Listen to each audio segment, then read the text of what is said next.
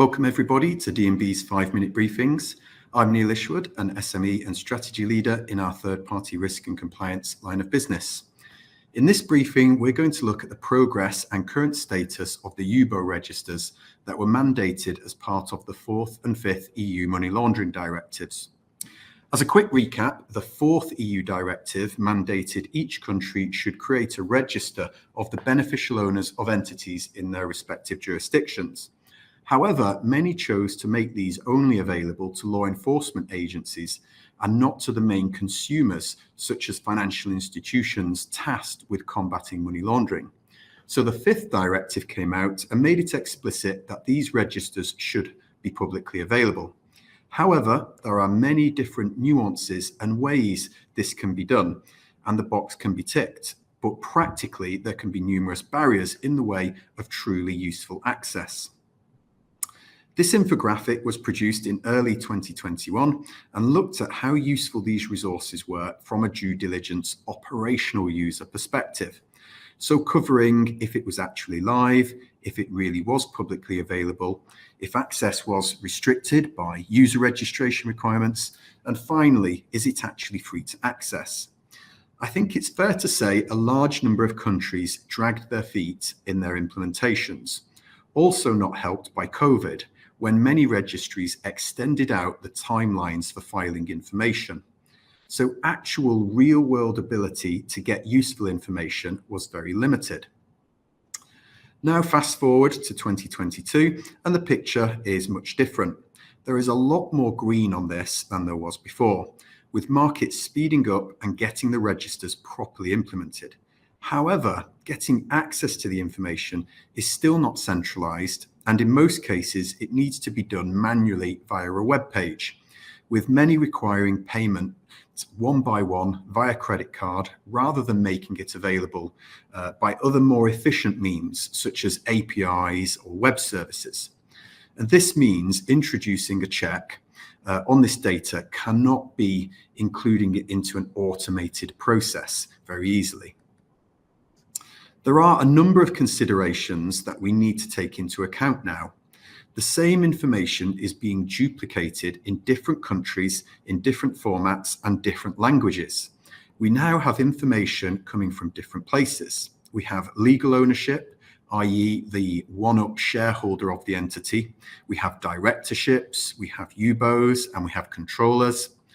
And unfortunately, in the haste to get these out, none of this information is coordinated or deduplicated. In the UK, as an example, the same person could be a director, a shareholder, and a PSC, and they have to be recorded 3 separate times in 3 separate places, with no linking between them. This can naturally lead to discrepancies and inconsistencies, making it difficult to know if you have the true picture. In addition to this, we are now starting to get a view of the quality and coverage of the data.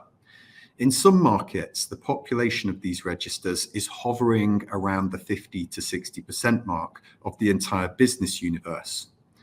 And the siloed nature of their introduction is also revealing quality and consistency issues as well, with some countries codifying the nature of control a person holds, with others leaving it to a free text description that does not follow a consistent pattern.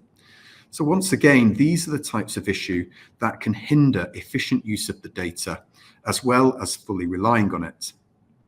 But it's not all doom and gloom. They are filling in some gaps that legal ownership could not cover.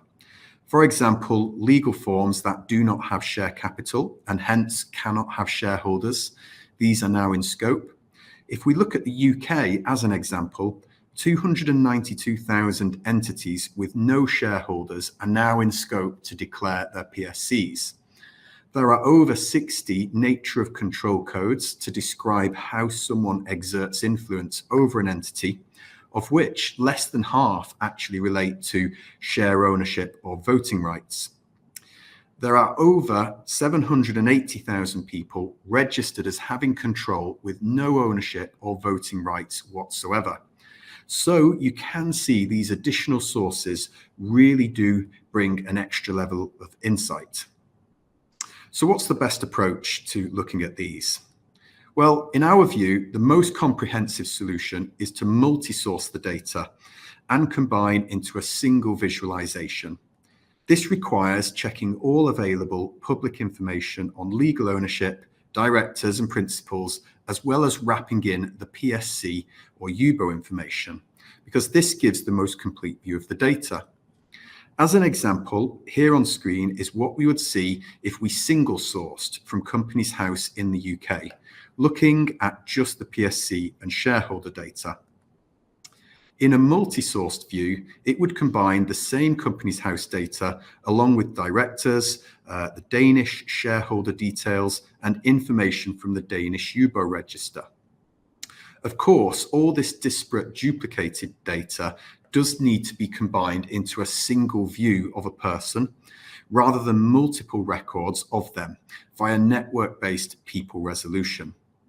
So in summary, more data, a few more challenges, but these challenges can be tamed to give a richer view of control and ownership of a business. Thanks for listening, and if you have any questions in these areas, please contact us using the details on screen.